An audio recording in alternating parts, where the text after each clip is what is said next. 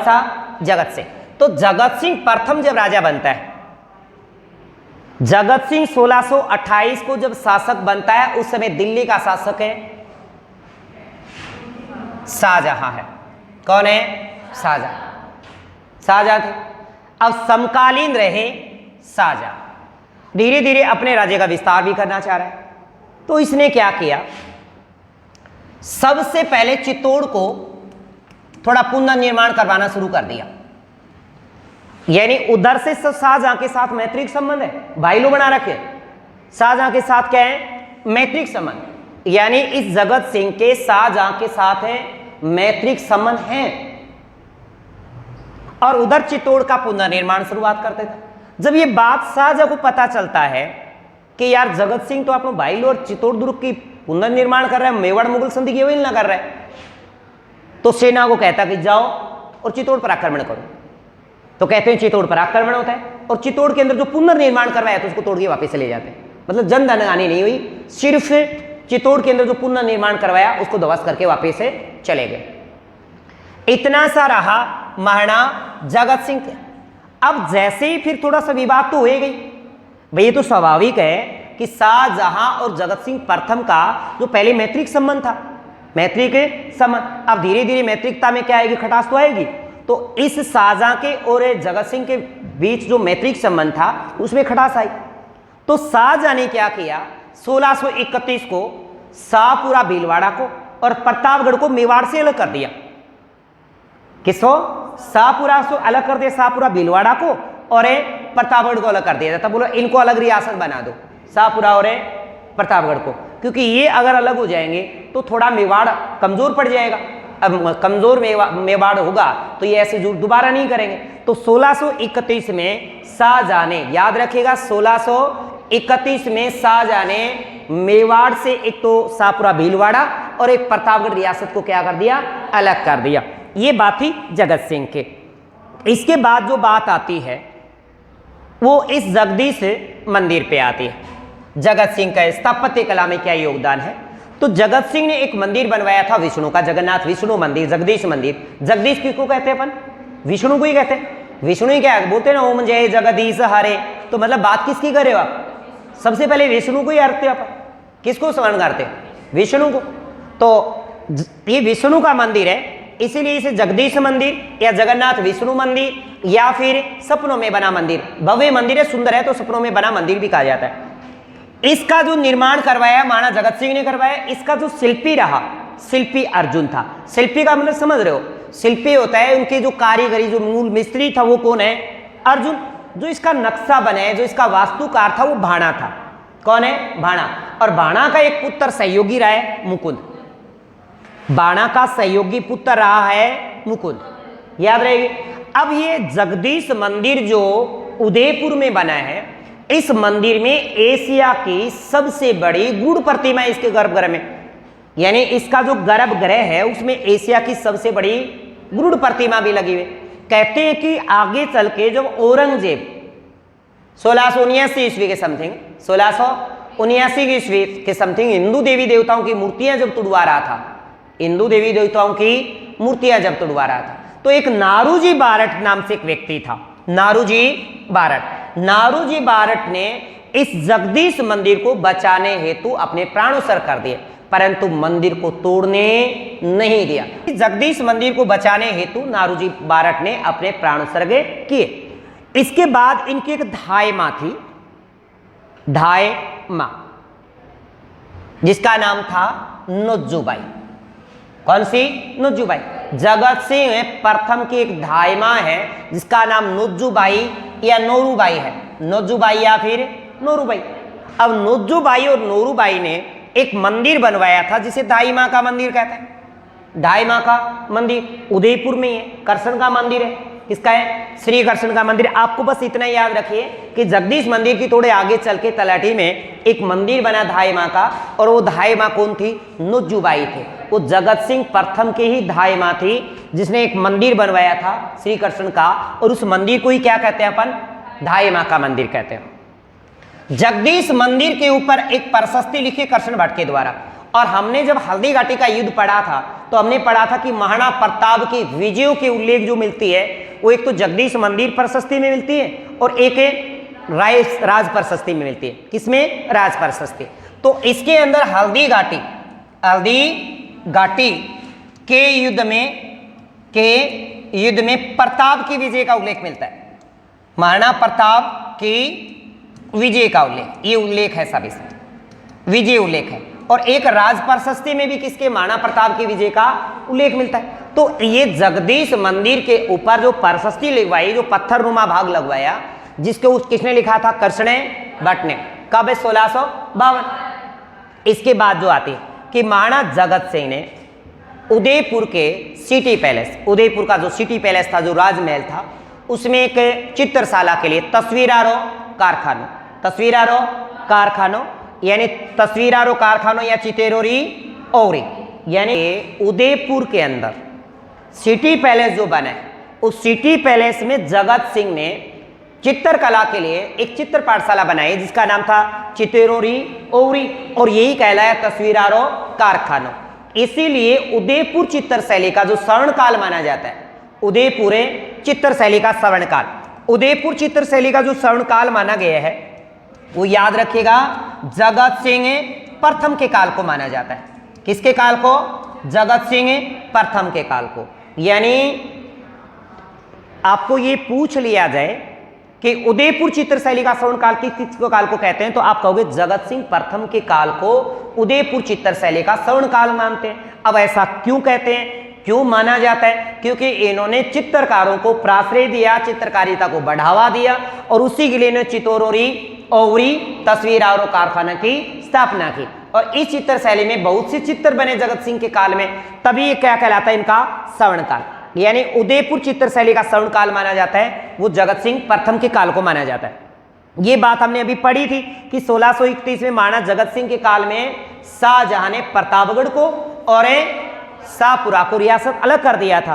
पर आपको यह भी याद रखना है कि मेवाड़ मुगल संधि की जो सबसे पहले अवहेलना की है वो जगत सिंह ने, और जगत सिंह के बाद इनका बेटा जो था राज सिंह, वो भी अवहेलना करेगा।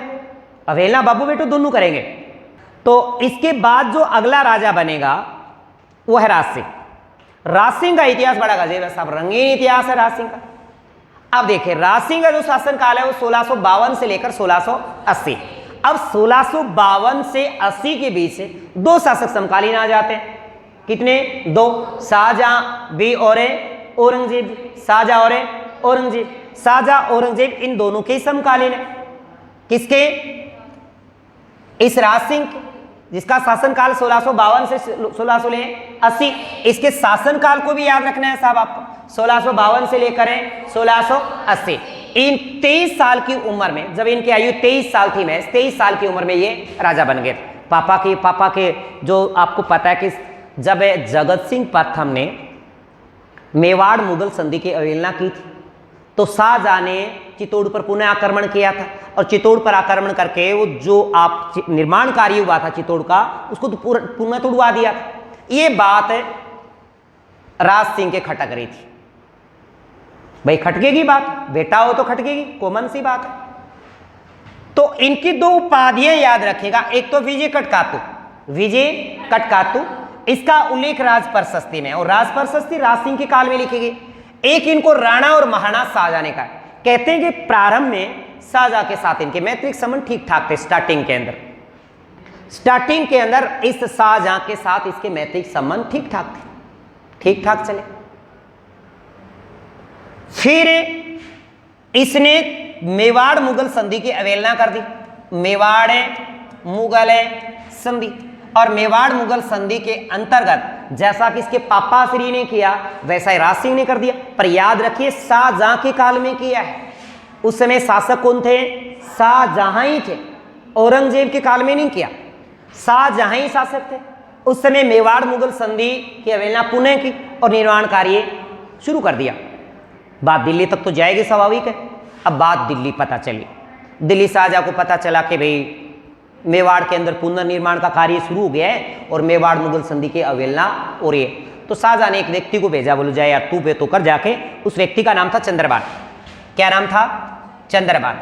चंद्रबान का आवे, चंद्रबान उरावा अपना मेवाड़, मेवाड़ चंद्रबान में पूछे, चंद्रबान को उरावा भक्ति हुए, आवा भक्ति बोले और क्या हाल है। अब राज सिंह कुछ और ठीक ठाक हो, बोले हाँ ठीक ठाक, बोल क्या चाले मेवाड़, बोल वही चाले जो था दिमाग में राज सिंह है। और ये पूछ लेते भैया क्या चल रहा है, चंद्रबान पूछता है कि कैसे हैं, बोल बिल्कुल बढ़िया, आपको लग रहा है वैसे ही, बोल क्या चल रहा है, वही चल रहा है जो आपने सुना है, वही चल रहा है जो आपने सुना है, बोल क्या बात, आप चित्तौड़ का पुनर्निर्माण कर, बोल हाँ बिल्कुल सच्ची बात है, चित्तौड़ को पुनर्निर्माण करवा रहे हैं, बिल्कुल सच्चे पकड़े। बोले आपका उसका पता है नतीजा क्या हुआ, बोली हाँ पता है, यही तो हम चाहते हैं। राज सिंह चाहता है कि झगड़ा होए, लड़ाई होए, समझ रहे। शाहजहां के साथ आक्रामक नीति अपनाई इन्होंने, चाहता था कि पिता ने जो बनाया था उसका पुनर्निर्माण पुनः करवाएंगे, स्वाभाविक था, सोचेगा भाई पिता के बाद अगर बेटा है तो सोचेगा। अब चंद्रबान पूछा है कि भाई देख ले तो इसका नतीजा, बोल देखा है, आने दे, भेज देना तेरे शाहजहां को। चंद्रबान जाके शाहजहां से मिलता है और शाहजहां कहा कि साहब क्या हुआ, बोले साहब वो तो, बोले मन बेरू है, टेंशन लेने ही मैं तो चित्तौड़ बनाना है ना, बनाना ना गया, और बोले युद्ध होगो, बोले ठीक है मन तो बेरू युद्ध हो, ममता वहीं युद्ध हो। अब कहते हैं कि शाहजहां को बुरा लगा, और स्वाभाविक था शाहजहां को भी बुरा लगना। अब शाहजहां को बुरा लगता है, शाहजहां दिल्ली से सेना लेकर आता है और चित्तौड़ पर आक्रमण कर देता है।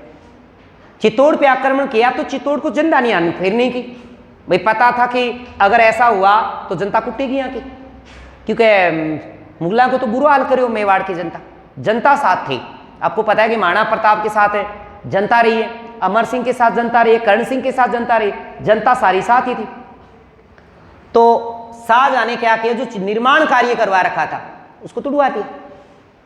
क्या करवा दिया, तुड़वा दिया और वापिस चला गया पीछे सरा से, बोले कोई ना उजू बना लेगा, चले जा। अब ये तो था शाहजहां के पास। अब याद रखिए मेवाड़ मुगल संधि की जो अवहेलना हुई है उस समय दिल्ली का बादशाह शाहजहां है। कौन है, शाहजहां। पहली बार जगत सिंह ने की और दूसरी बार शाहजहां ने, शाहजहां के काल में राज सिंह ने की। इसके बाद औरंगजेब, शाहजहां की जब मृत्यु हो जाती है, क्या हो जाती है, मृत्यु। अब शाहजहां की मृत्यु के बाद शाहजहां के दो बेटे दावेदार बनते हैं, एक तो दारा शिकोह और एक है औरंगजेब। इनकी कहानी में डिटेल से बताऊंगा आपको थोड़ी देर बाद, वेट करिएगा, इंतजार करिए आप।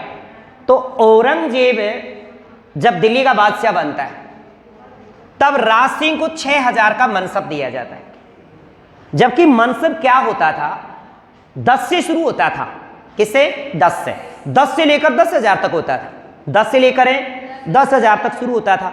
अब किसी को मान लो 10 मनसब मिलता था, निश्चित बात है कोई चुपड़ा से होगा भाई, वहां पे कोई काम करने वाले होते थे ना, उनको श्रेणियां बांट रखी। श्रेणी का, मनसब का अर्थ अरबी भाषा में पद होता है। ये जो मनसब होता है ना, इसका अरबी भाषा में अगर विच्छेद करें ना, अरबी भाषा में इसका अर्थ तो क्या होता है, पद या श्रेणी होता है। और ये मनसब बटे होते थे 10 से लेकर 10,000 तक, 10 से लेकर 10,000 तक मनसब होते थे। 10 मनसब मिलता है तो निश्चित बात है कोई चुपड़ासी बुड़ैसी होगा, कोई भारी होरी निकालता होगा, ऐसा होता था। धीरे धीरे उनके कार्य क्षेत्र, उनका पद बढ़ता जाता तो उनका मनसब बढ़ता जाता, पद बढ़ेगा तो उनका मनसब बढ़ेगा, है ना। पर अपने राजपुताने के जो राजाओं को मुगलों ने जो मनसब दे रखे थे 5,000 से ऊपर नहीं देते थे। ये बात भी से कि 5,000 से अधिक जो मनसब पाते थे ना, 5,000 से 10,000 के भी जो मनसब मिलता था, मुगलों के जो लड़के होते थे उनको ही मिलता था, मुगलों के लड़कों को ही 5 से 10 के बीच। और मनसब ये बात निर्धारित करते थे कि जब मुगल दरबार आयोजित होगा तो आगे आगे तो बैठेंगे ज्यादा मनसब वाले, उसके बाद उससे कम मनसब वाले, और उसके बाद उससे कम मनसब वाले। अब मुगलों के राजकुमारों के बराबर अगर मनसब, शहजादों के बराबर, मुगलों के जो शहजादे होते थे उनके बराबर अगर मनसब दे दिया जाता तो उनको बराबर बैठे जाए और बराबर का दर्जा।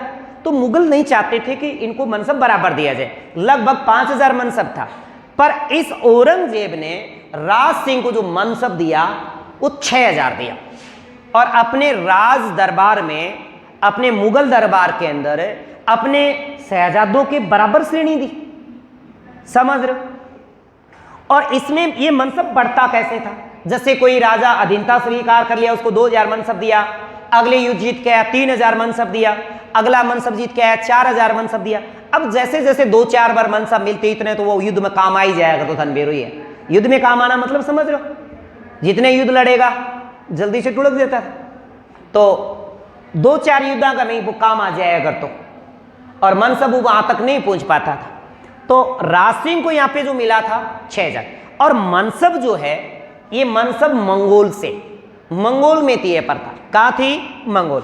इसकी उत्पत्ति मंगोल से, और मंगोल से इसे अकबर लेके आता है 1575। अकबर इसे मंगोल से लेके आता है, मंगोल से इसकी उत्पत्ति, मंगोल में ये पद था मनसब वाला, और मनसब को ये 1575 में भारत में लागू कर देता है। मनसब प्रथा को भारत में सबसे पहले लागू अगर किया तो अकबर ने किया। बाद में अकबर ने क्या किया, 1595 में उसको 2 भागों में बांट दिया, एक तो जात और एक स्वार। यानी जो मनसब प्रथा थी, जो पद और श्रेणी हुआ करते थे, इसको 1595 में अकबर ने 2 भागों में बांट दिया। एक भाग जात कहलाया और दूसरा स्वार। अब एक तो स्वार था और एक जात था। अब स्वार में क्या था कि जो प्रशासनिक पद प्राप्त होते थे, प्रशासनिक पदों पर अधिकारी होते थे, जो राज कार्य में या राज दरबार की कार्यवाही में हिस्सा लेते थे, वो तो आते थे स्वार में। किसमें? स्वार। मतलब जो राज कार्य में भी भागीदारी लेते थे उनको दिया जाता स्वार, और कुछ ऐसे होते थे कि स्वार के साथ उनको जात भी दिया जाता था, स्वार के साथ उनको जात भी दिया जाता था। अब स्वार तो क्या है, प्रशासनिक पद होता है, कोई प्रशासनिक कार्य सौंप दिया जाए, भाई तू तो है ना ये मैनेजमेंट का काम संभालेगा और तू इन सेना के काम इनके तू या राष्ट्र सामग्री को संभालेगा, ऐसे प्रशासनिक कार्य दिए हुए थे, ये कहलाते थे स्वार। जैसे कह दिया जाए 5000 सवार या 2000 सवार, इसका मतलब निश्चित था कि वो प्रशासनिक कार्य में काम ले रहा है या प्रशासनिक कार्य कर रहा है। साथ ही साथ जात की बात करें, अगर वो स्वार के साथ जात भी प्राप्त उसको, तो जात में क्या होता था कि जो मनसब पाने वाला मनसबदार होता है, जैसे मनसब पाने वाला क्या होता है? मनसबदार है, थाने का थानेदार, और दिल पाने वाला दिलदार है कि नहीं, बोलते कि नहीं भाई? थाने का क्या होता है? थानेदार है ना। हवाला जो हवालदार, जो हवाल चौकी के रखता है उसको क्या बोलते हैं? चौकीदार है, चौकीदार बोलते कि नहीं। अब ये दार तो उसी के लगते हैं जिसको काम करता है। अब मनसब पाने वाला क्या कहलाता था? मनसबदार। अब एक जो मनसबदार होता था उसको श्रेणी दी जाती थी जात के अंतर्गत कि वो कितने घुड़सवार रखेगा, जब वो चलेगा, जब वो कितनी सेना के साथ रहेगा, तो उनको कितना सैनिक दल दिया जाएगा। मतलब किसी को 1000 घुड़सवार दिए जाते हैं, कितने? 1000 घुड़सवार। इसका मतलब उसको 1000 जात दिया, 1000 जात। जब वो कभी भी किसी अभियान पे जाएगा तो उसको कितने घोड़े दिए जाएंगे? 1000। अगर उसके बाद वो युद्ध में जीता और उसने युद्ध में अच्छा काम नहीं आया, मान लो युद्ध में, समझ रहे हो, युद्ध में काम नहीं आया, बच के आ गया, जात बढ़ा दिया जाता था। फिर अगली बार फिर उसको जात बढ़ा के मान लो 2000 दी, और अगले युद्ध में फिर काम नहीं आया तो 5 कर दी धीरे धीरे। और मान लो कि पहले से लट गया, काम आ गया होता तो जात समाप्त, जाते समाप्त। तो ये जात और स्वार की आपको बात याद होनी चाहिए कि स्वार एक प्रशासनिक पद होता है, जबकि जात कितना सैनिक दल रखेगा मनसबदार। मनसबदार किसी युद्ध में जाएगा तो उसको कितने घुड़सवार मिलेंगे, ये क्या कहलाता था? जात कहलाता था। इसके बाद जो बात आती है वो विशेष है। जब शाहजहां की मृत्यु हो जाती है, अब ध्यान देने वाली बात है, शाहजहां की जब मृत्यु हुई तो दारा शिकोह और औरंगजेब के बीच उत्तराधिकारी संघर्ष शुरू हो जाता है। दारा शिकोह चाहता है कि राजा मैं बनूं, और शाहजहां का प्रिय बेटा भी कौन था? दारा शिकोह। कहते हैं कि मुगलों में सबसे ज्यादा अगर विद्वान था तो दारा शिकोह था। कौन था? दारा शिकोह। मुगलों में सबसे विद्वान व्यक्ति रहा है तो दारा शिकोह। अब दारा शिकोह विद्वान था, शाहजहां भी चाहता था कि दारा शिकोह राजा बने, परंतु औरंगजेब नहीं चाहता था कि राजा दारा शिकोह बने। उधर औरंगजेब बादशाह बनना चाहता उधर। तो दोनों भाइयों की जो आपसी फूट थी, दोनों भाइयों की आपसी फूट।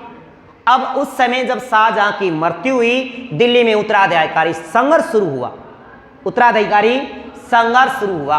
इस बात का फायदा उठाता है राज सिंह। कौन? राज सिंह। अब राज सिंह क्या करता है? एक टीका दौड़ अभियान का आयोजन करता है जो हर दशहरे पे होता था। हर दशहरे पर टीका दौड़ अभियान हर साल दशहरे पे होता था, और दशहरे पर शिकार किया जाता था। अपने राज्य क्षेत्र से बाहर जाकर के शिकार करना और किसी क्षेत्र को जीतना। पहले शिकार मात्र था, तो कहते हैं कि टीका दौड़ अभियान के अंतर्गत राज्य का विस्तार किया। अब जैसे जैसे उधर दिल्ली के अंदर उत्तराधिकारी संघर्ष चल रहा है, ये अपने राज्य का विस्तार कर रहा है।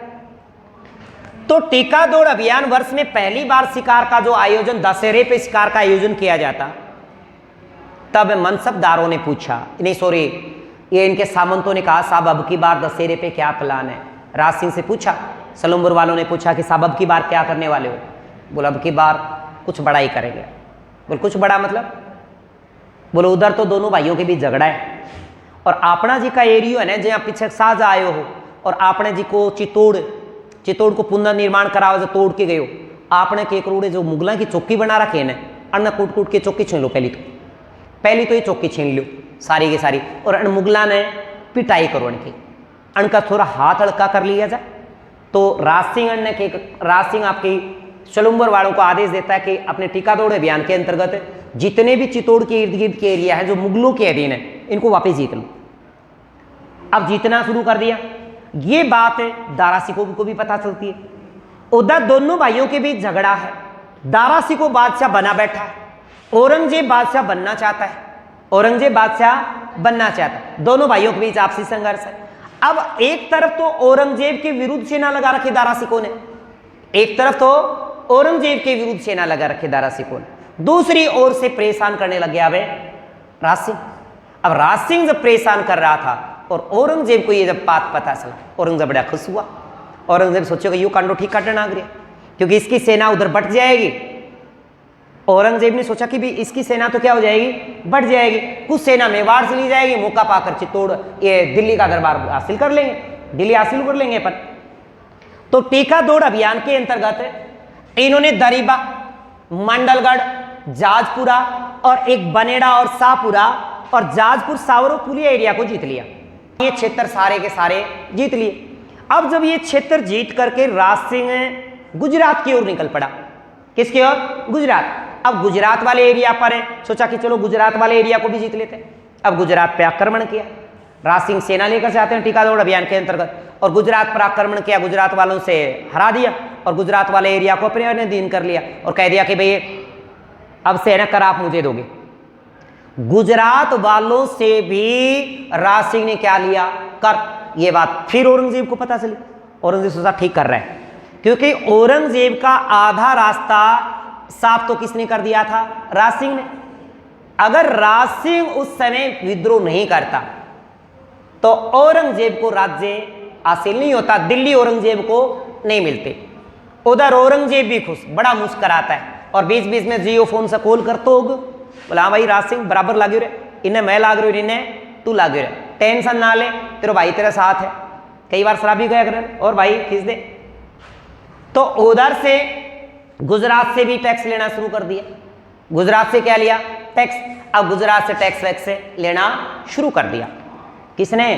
राज सिंह ने गुजरात वालों से भी टैक्स लिया। अब गुजरात वाले बोले कि हम तो दिल्ली वाले बादशाह को देते। कौन है दिल्ली का बादशाह? अब दिल्ली डालेगा नहीं है, अपने को देना पड़ेगा। राज सिंह जबरदस्ती कर ले लेता है। अब क्या है कि उधर दारा सिकों की हत्या कर देता है औरंगजेब और दिल्ली का बादशाह बन बैठा। अब दिल्ली का बादशाह बन गया तो राज सिंह ने जितने एरिया मुगलों से जीते थे, ध्यान से सुनने वाली बात है, राज सिंह ने जब उत्तराधिकारी संघर्ष चल रहा था और मुगलों के जितने एरिया जीते थे राज सिंह ने, वो सारे के सारे राज सिंह के अधीन हो गए। और औरंगजेब ने पुनः नहीं मांगे, बोले ठीक है तब ले लिया ना, तू ऐसा कर। क्यों? अगर तू नहीं हो तो दिल्ली मेरे पास है नहीं होती। भाई दिल्ली का राजा मैं, बादशाह मैं थोड़ी बनता, दारा सिंह ही बना रहता। बोले तूने मेरी आधी समस्या सोल्व की तो ये एरिया तू ही रख। तो कुछ एरिया किसने जीत लिए? राज सिंह। और औरंगजेब ने भी वो एरिया वापिस से नहीं मांगे। दोनों के बीच प्रारंभ में थोड़ी मित्रता थी, थोड़ी प्रारंभ में क्या थी? मित्रता। अब ये मित्रता चलती रही। अब एक जगह आती है, अब मैं आपको विवाद का कारण बताऊंगा। रूपनगढ़ एरिया पड़ता जिलवाड़ा के पास। कहां? जिलवाड़ा। जिलवाड़ा की एक राजकुमारी थी जिसका नाम चंचल था, चंचल कंवर।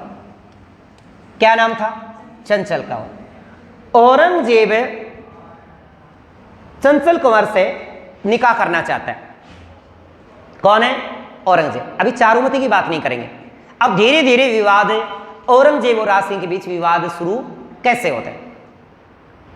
अब रूपनगढ़ की एक राजकुमारी थी जिसका नाम चंचल कंवर था। अब चंचल कंवर का जो पिता और उनके भैया थे, उनके पिताश्री निकाह फिक्स कर देते हैं चंचल का औरंगजेब के साथ। और ये बात जब औरंगजेब वाली बात के निकाह औरंगजेब करना चाह रहे हैं, राज सिंह भी निकल पड़ा साहब। राज सिंह के व्हाट्सएप के ऊपर डीपी देखेड़ी थी, बार बार फुल स्क्रीन में कर करके देखा कर तो डीपी। अब चंचल पसंद थी राज सिंह को और शादी करना चाह रहे हैं औरंगजेब। जियो फोन से कॉल करो, बोल भाईला देख अब मन्ने पसंद है, ए कि मैं डीपी देखी है, ए कि रोज मैं डीपी देखूँ साहब, है ना, और साहब ए डीपी देख के ही है ना मैं खाना खावा, तो वो ब्याह तो मैं ही करूँ। औरंगजेब सोचे यार आग लगो, इतना प्रेम है तो जान दे। औरंगजेब ने कहा ठीक है यार तू कर ले। जब तक इनकी भाईचारी थी, थोड़ी दोस्ती थी, विवाद नहीं था मतलब। और फिर औरंगजेब ने अपने दिल पे पत्थर रख करके उस शादी के लिए राज सिंह के लिए कह दिया ठीक है तू कर ले, करा लिया। अब जो विवाद शुरू हुआ ना वो था चारुमती का। कहां से? चारुमती। अब दूसरी बार जब चारुमती के भैया मान सिंह, कौन है? मान सिंह, चारू का निकाह फिक्स करके आ जाते हैं औरंगजेब के साथ। औरंगजेब के साथ निकाह फिक्स करके आ गए। चारू से कहा कि भाई तेरी शादी में फिक्स कर दी है, तने बढ़ने ठंडने की जरूरत को नहीं है, हैं तेरी तो डिप्पी डापी लगानी बंद कर दे, है ना, कदे न कदे राज सिंह को देख लेगो, हैं। तो चारुमती विवाह के लिए मना कर देते। औरंगजेब को कहा, औरंगजेब के लिए नहीं बोली मैं शादी नहीं करूंगी। थारे बोले खून बाड़कन के, अरे बोले बाण ने भैयो कवे कि बाणे वो बड़ी शक्ति है, कभी न कभी अगर आक्रमण किया तो कभी खतरे में आ सकते हैं। नागौर को जीत लिया उन्होंने, अजमेर को जीत लिया और ये किशनगढ़ को जीतेंगे। किशनगढ़ पर खतरे मंडरा रहे हैं और मैं तो इस खतरे को देखते ही तेरी शादी फिक्स करके आया हूँ ताकि लड़ाई ना हो। बोले अच्छा बलि का बकरा मुझे ही बनाएगा फिर, हैं मैं ही पाई तो ना आगे पीछे। बोल बाण इसी बात को नहीं है, मैं बलि को बकरों को बना रही हूँ, जनता बचा रही हूँ। तो बोले जनता बचाए तू, यार तो आज शादी करे ने को काल करे ने। तो चारू का मन में आई, चारू की बात सुनेड़ी ही कर राज सिंह ने जो पसंद आ जैनी बे से वो शादी करे है। और औरंगजेब ने एक बार पसंद आईडी थी और उस राज सिंह ने शादी करी कणकरी। आ बात कौन जाने? चारू जाने कजा रूपनगढ़ की जो राजकुमारी चंचल देही जेंगे सागा औरंगजेब निकाह करना चाहो हो और उनका सागा विवाह कण करो राज सिंह। जब शायद औरंगजेब की कौन बोलो तो न्यू लागे का औरंगजेब शायद राज सिंह से क्या डरे, लुगाई का बहम हो गयो। शाम कई लाइटन का चानन तो लिखना शुरू कर दियो, पत्थर लिखियो और पत्थर में लिखा क्या राजहंसी बगुले की सहेली बनना पड़ेगा? महाराज मैं निश्चय करती हूं, महाराज मैं निश्चय करती हूं कि आप इस विपदा से अगर मेरा उद्धार नहीं करेंगे तो मैं आत्मदाह कर लूंगी, मतलब बड़के मर जाऊंगी। और लिख दिया आपकी चारू। ले भाई आपकी चारू थी नहीं, हो गई, समझ रहे हो? अब चारू लिखती है राज सिंह को पत्थर, लेटर लिखती है, लव लेटर। और इसमें ऐसे लगा कि बेचारे राज सिंह को बेपनाह मोहब्बत करती है, अगर यहां पे राज सिंह नहीं मिला तो जीती जी मर जाएगी। ऐसा दर्शा रही पत्थर में कि क्या राजहंसी को बगुले की सहेली बनना पड़ेगा? महाराज मैं निश्चय करती हूं कि अगर इस विपदा से मेरा आप उद्धार नहीं करेंगे तो मैं आत्मदाह कर लूंगी। आजकल वाली तो कहते मैं बड़के मर जाऊंगी। राज सिंह ने पत्थर लिखा कि डोली सजा के रखना, मेहंदी लगा के रखना, आएंगे तेरे सजना, है ना, वापिस बोल तैयारी कर, आ रहा है बंदा। अब राज सिंह उधर है, पत्थर लिखता है, शादी फिक्स हो गई दोनों। और जाके औरंगजेब ने कॉल कर दी जियो फोन से उठा के, फ्री था टाइम, जियो फोन के हो फ्री, कॉल करे राज सिंह औरंगजेब ने, बोले भाई ला आ ना जाए, चारू होगी आज से अपनी, हैं, चारू हो गई है आज से अपनी बाप ने अगर सुबह शाम दोनों टाइम कॉल करे, कौन है? चारू। और चारू अपन ब्याह करना चाहे, तू तो बीच में नहीं आए दो। औरंगजेब बोले देख तन चंचल मांगी तने दी? बोला हाँ दी। चंचल का आगे अड़ियो? बोले ना। तो चारू मांगा गो तो भैया ओ चारो तो औरंगजेब ही खागो, आ तो चारू बहगी तो औरंगजेब की। औरंगजेब सोच, राज सिंह सोची यार पंगो तो पै गयो, आपा तो अगली जुबान दे दी कि तू मेहंदी मांदी की तैयारी कर। आवे बंदो तैयार होके सरो बांध के। अब आदमी का यहाँ की बात करो तो आन बान शान की बात हो। अब औरंगजेब की बात के ऊपर है राज सिंह बेचारा दरबार कर में मुंह लटकाए बैठे हो। सलुम्बर वाला सामंत बैठा, बोल महाराज आज के बात है, थारो मुंह उतरो उतरो लग गए, के बात है? चंचल दे थान किम कह दियो के मजाक कर दी? अरे बोले चंचल का एका करेगी, एक चंचल और काली में तो एक शादी को प्रस्ताव आयो थो और मैं तो शादी को प्रस्ताव स्वीकार कर लियो। एक समस्या यह होगी कि अगर मैं शादी करना जाऊंगा तो पीछे मेवाड़ खतरे, मेवाड़ खतरे में। बोल खतरो कैसे साहब? बोलो औरंगजेब चाहता था यार उससे। बोल औरंगजेब? बोल थे धक्के सब कुड़के मांगड़ी कह भी दिए, गेल ने तो एक औरंगजेब ब्याह करना चाहता तो ले आया ही था और दोबारा और कुड़के बोले यार अब तो देखो हो गयो सो हो गयो, ए बा विपदा से तो देखो जुबान तो राखनी पड़ेगी। सलुम्बर आला सामंत बोले ठीक है साहब, थे न्यू करो ब्याह की तैयारी करो, थे ब्याह की तैयारी शुरू कर दो और तू के मैं लड़ांगा। और राज सिंह बोले थे न्यू कर लियो बस, ज्यादा नहीं, मेरू जी का फेरा फिरो जेने इतने थे सेना ने क्या कर लियो, औरंगजेब की सेना ने इतना डाक लियो, बाकी मैं आप ही देख लूंगी जब ब्याह हो जाए मेरो, क्योंकि ब्याह तक तो मैं बीच में तो छोड़ के को नहीं आसकून था, निबिरो ही है बात तो थे जानो क्या भाई, फेरा तो पूरा ही ले गया हो, नहीं तो अधूरा फेरे में तो कहीं और क्यों जाएगी, क्योंकि आजकल 4 हो तो 3 बचाए डाल रखे ने।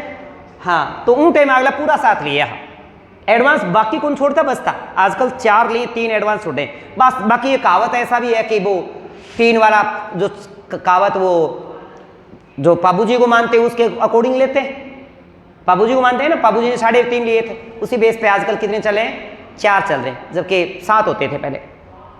अब राज सिंह कह दियो कि थे यहाँ करो, थे मैं बारात बूत लेके जाऊंगा, थे इनने से दिल्ली का आने से अजमेर का रास्ता हुआ ऊँटी आवेगी सेना आएगी, तो आप थे कहीं करके उस सेना ने इतने टाइम तक डांट लियो जब तक मेरो डोल धमाका काम नहीं हो जाए, ब्याह ब्यू वालों गीता गाता नहीं हो जाए, फेरा फारा जी को काम हो जाए, उनका बाद में हम आप ही संभाल लूँ बात होगी। इनने और राज सिंह को ब्याह चलाना आ गयो के चलो हैं, आधी रोटी खांड बिना सारा जनेती रांड बिना सारा गीता चला। अब ये गीता गाता हो लिया, लुगाई देखो गीता गाना नागरी ताड़ी बजाना नागरी है, इन यो फेरा फारा लेना नागरी। पर एक बीच में जो एक घटना घटी वह बड़ी विशेष थी। अब सलुम्बर का जो सामंत था, क्योंकि सलुम्बर वाले जो थे सेना का नेतृत्व कौन करते राजा की अनुपस्थिति में, राजा की मेवाड़ के महाराणाओं की अनुपस्थिति में सेना का नेतृत्व करेंगे सलुम्बर के सामंत। ये बात चुंडा के काल से चली आ रही थी, लाखा ने अधिकार दिया था भाई। तो उस समय राज सिंह का एक सेनापति था जो सलुम्बर ठिकाने का था, क्योंकि सलुम्बर ठिकाने का सामंत ही मेवाड़ के महाराणाओं का सेनापति होएगा, ये बात तो फिक्स थी पहले से। तो सलुम्बर ठिकाने का एक सामंत था जिसका नाम रावल है, रतन सिंह चुंडावत था। अब रतन सिंह चुंडावत को बेचारे को ताजा ताजा पहले ही दिन ब्याह हो अथा के बेचारे की मेहंदी भी कौन सुखी, गोरी सी बू लेके आयो सुनी सी ही भाई, उनका लाड प्यार ही पूरा को नहीं हुआ। फर्स्ट ईयर से पहले ही बेचारो फेल होने की बात चली। इनने को एक सैनिक आके मेवाड़ से एक सैनिक जाके सामंत मेवाड़ का एक सैनिक जाता है रतन सिंह के पास, बोल साहब आपको चलना पड़ेगा। तो बोल साहब राज सिंह ब्याह करे। बोले मैं क्या करूं ब्याह करे? तो बोल साहब राज सिंह ब्याह करे तो औरंगजेब है और इन्हें आक्रमण कर सके। तो बोले जरूरी तो मैं भी तो ब्याह करे बैठे हूं, 5-10 दिन तो बंदों को नहीं आला, देख सीधी सी बात है 8 ही रहो अगला में कही है 7 दिन बाद आवांगा मैं, तो 7 दिन तो मैं जान वालों को नहीं। बोले साहब खतरे में है मेवाड़, अगर इन शादी में बिगन हो गयो, शादी तो बिगन बोयो बड़े उज्जो, मेवाड़ खतरे में है, शादी तो देखी बाड़ी। चारू सुनना या सुननागरी कौन है? सैल कंवर। सैल कंवर सारी बात है सुननागरी। बोले श्याणा कोई बात नहीं, जाओ हैं भाई। कहते हैं ना राज्य के पीछे अगर उसका प्रेम अड्डे आ रहा है, प्रेम बीच में बाधा डाल रहा है। इस सैल कंवर ने इस रतन सिंह चुंडावत को कहा अगर स्वामी भक्ति के पीछे अगर ये बीच में प्रेम आ रहा है तो ये बात गलत है, मैं अपने प्रेम का त्याग करने को तैयार हूं। बोले बावड़ी या की कह है, मैं तो काली ब्याह के लिए। बोले बावड़ा बावड़ी बात करे मैं तो आज छोड़ने तैयार हूं। अगर ऐसी कोई बात है तो काल कर, तो चाहे आज कर। सैल कंवर के जिद करने के कारण रतन सिंह चुंडावत युद्ध के लिए चल पड़ा। युद्ध के मैदान में जाके डट गया। अब यह रात गुजरी, अब भाई लेने याद आने लगी कह की सैल की। भाई ताजा ताजा ब्याह तो सपना तो नॉर्मल है, सपनों में सजना सजनी पे दिल आ गया, स्वाभाविक बात है। तो भाई सैल कंवर के रात को आने लग गए सपने। किसको? रतन सिंह चुंडावत। बेचारा से रात को निकट है न्यू सो चले ई बुर कन्न होती ने तो गुड्डा दबाऊती है, पानी पियाऊती। बोले सर सिर दुख है, सिर दबा दू। तो सैल कंवर की याद आने लगी कहने रतन सिंह चुंडावत। रतन सिंह चुंडावत आपका एक सैनिक ने बोले यार देख तू जाई रातों रात, और रातों रात जाके सैल कंवर से कोई निशानी न सुनी ले यार। कहते हैं प्रभात पेटा चले होगे। प्रभात पेटा जानो सुबह के 4 बजे का सम के सैल कंवर कन जाके बोले महाराज हो रहा और थारी निशानी मंगाई है। सैल कंवर का दिमाग में आ गई मरा है वो मर जानो बचा है कौन, क्योंकि उन दो रेखा दिखेगी। उन्हें युद्ध में भी कोई सैनिक दिखेगा तो सैल कंवर दिखेगी, तो युद्ध में तो पक्का मरेगा। ऐसे तो युद्ध में ऐसा पक्का मरेगा निश्चित बात। तो सैल कंवर ने अपनी गर्दन काट करके अर्पित उस सैनिक को कर दी। अब कोई भी इंसान नहीं है कि अपनी गर्दन काट के अर्पित कर दे, ये बात झूठी है। ये फिर बता देता हूं, गर्दन तो कड़े आंगली काट के ही कौन दी जा। बताओ आपकी गर्दन लेके तलवार से काट के देश करे? नहीं। इस बात पे कवि श्यामल दास एक बात कहते हैं, ध्यान रखिएगा। कवि श्यामल दास कि राजस्थान के इतिहास में 2 ऐसे साक्ष्य हैं जिसने अपनी गर्दन को अर्पित किया था। एक तो अमीर देव चौहान, रणथंभौर के शासक अमीर देव चौहान, जब शिव के सामने उसने कहा कि अलाउद्दीन खिलजी के सामने नहीं झुकेगा, और शिव की प्रतिमा के सामने किसी व्यक्ति को आदेश दिया कि मेरी गर्दन को इसके सामने अर्पित कर दिया जाए। दूसरे व्यक्ति को ही आदेश दिया जाएगा जो उसका चहेता हो, वही गर्दन काटेगा, दूसरा नहीं काटेगा। खुद से तो कट ही नहीं सकते, खुद से नहीं कर सकते। तो सैल कंवर और अमीर देव चौहान, इन दोनों ने अपनी गर्दन काटकर अर्पित करवाई है। एक ने शिव को अर्पित करवाई है और एक ने अपने पति को अर्पित करवाई है। राजस्थान के नहीं पूरे भारतवर्ष में ऐसा पवित्र प्रेम कहीं नहीं मिलता जो अपने पति के प्रेम को बचाने हेतु, अपने पति को बचाने हेतु अपनी गर्दन तक त्याग देते। उसको पता था कि इस प्रेम बीच में जो आड़े आ रहा है, जो स्वामी भक्ति और त्याग और बलिदान के बीच जो आ रहा है, तो मेरा प्रेम है। अगर मैं नहीं रही, सैल कंवर की जो अगर मैं नहीं रही तो शायद उसके प्राण बच जाएंगे। तो सैल कंवर ने उसको गर्दन काट करके, गर्दन कटवा कर उसको अर्पित कर देता है। और वो सैनिक गर्दन लेकर के इसके पास, किसके? रतन सिंह चुंडावत। रतन सिंह चुंडावत रावल है, रतन सिंह है चुंडावत। रतन सिंह चुंडावत के पास आता है। रतन सिंह चुंडावत अपनी रानी साहिबा का कटा हुआ शीश देख कुछ नहीं देखते, सोचा कि यार ये क्या हो गया, मैंने क्या कर दिया। और कहते हैं कि उस सैल कंवर का जो सिर के बाल थे, सिर के बालों को लेकर के अपने गले में बांध लेता है, गले में बांध लेता है। अपने गले में बांध करके आग बबूला हो जाता है, पागल हो जाता है साहब। और इस औरंगजेब की सेना को देसुरी नाल दर्रे के से पहले देसुरी नाल दर्रे के अंदर घेर लेता है। और कहते हैं कि औरंगजेब की सेना को पूरी तरह से ध्वस्त कर देता है, उसको हरा देता है और औरंगजेब की सेना को भागने पर मजबूर कहते थे। औरंगजेब के विरुद्ध लड़ते लड़ते कहते हैं कि पूरी तरह से घायल हो चुके थे और कुछ दिन बाद रावल रतन सिंह की मृत्यु भी हो जाती है। रावल रतन सिंह की मृत्यु हो जाती है। सहल कवर पे एक कहानी है, कविता है, जिसका सेनानी नाम से कविता मेघराज मुकुल की है, मेघराज मुकुल की है कि चुंडावत मांगी सेनानी, सिर काट दे दियो छतरानी, सिर काट दे दियो छतरानी। ये बात किसकी है? कविता सहल कंवर। सहल कंवर बूंदी की थी। कहां से थी? बूंदी। और बूंदी के हाड़ावन से थी। किससे? हाड़ावन से। हाड़ी रानी, उस हाड़ी रानी का नाम बताइए जिसने अपने गर्दन काटकर अर्पित कर दी थी, उसका नाम क्या था? सहल कंवर। सहल कंवर ने अपने प्रेम को बचाने हेतु, अपने पति को बचाने हेतु अपनी गर्दन तक को अर्पित कर दिया था। और उसने ये मान लीजिएगा कि स्वामी भक्ति के पीछे जो बीच में प्रेम आ रहा था, उसने अपने प्रेम का भी त्याग कर दिया था। ऐसा पाक प्रेम भारत में कहीं देखने को नहीं मिलता। जो स्वामी भक्ति जो बीच में आने के आ रही थी, प्रेम बाधा डाला था, अपनी गर्दन को ही अर्पित कर देती है, गर्दन को ही अर्पित कर देती है। अब इसके बाद जो बात आती है वो आपको मैं बताता हूं थोड़ा सा। चारुमती के बाद एक बार कहते हैं कि राज सिंह और चारू राजसमंद झील के किनारे बैठे हैं, राजसमंद झील के किनारे बैठे थे और राज सिंह अपनी चारू के साथ हंसी मजाक कर रहा था। क्या कर रहा था? हंसी मजाक कर रहा था।